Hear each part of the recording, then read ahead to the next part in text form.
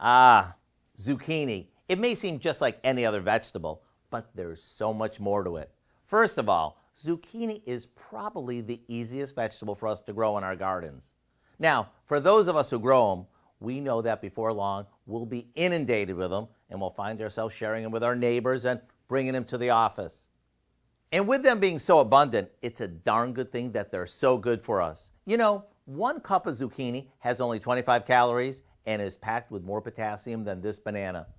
So let me share a way to turn these into a mouth-watering side dish. We start by sauteing some cut up tomatoes in a bit of olive oil, along with a touch of minced garlic, fresh chopped parsley, and lots of spices. Once it cooks down, we stir in some zucchini that we've chunked up.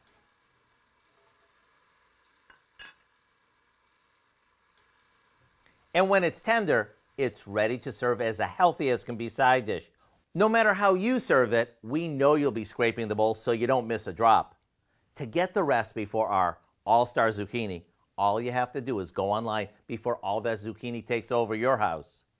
I'm Howard in the Mr. Food Test Kitchen, where today we found a fresh from the garden way for you to say, ooh, it's so good.